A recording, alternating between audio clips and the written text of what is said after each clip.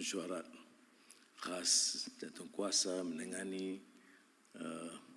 pengumuman tarif oleh Presiden Donald Trump yang juga dihadiri oleh seluruh jemaah menteri.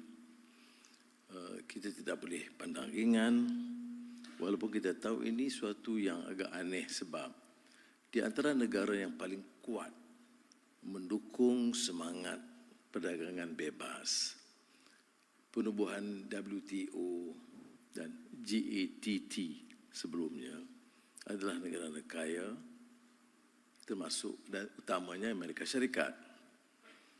Tetapi keadaan berubah.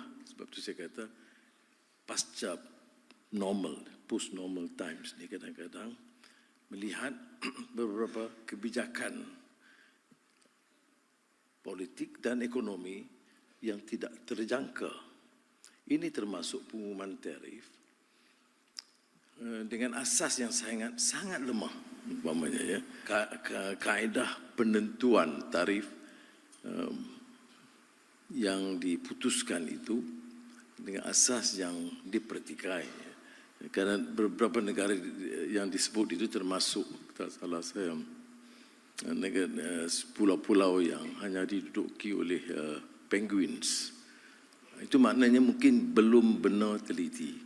Tapi bagi sebagian negara, tentunya sebahagian kita mahu ambil keputusan yang agak terlalu keras, tapi kebijaksanaan rakan-rakan jemaah menteri ialah untuk pertamanya menentukan apa yang diputuskan secara terperinci.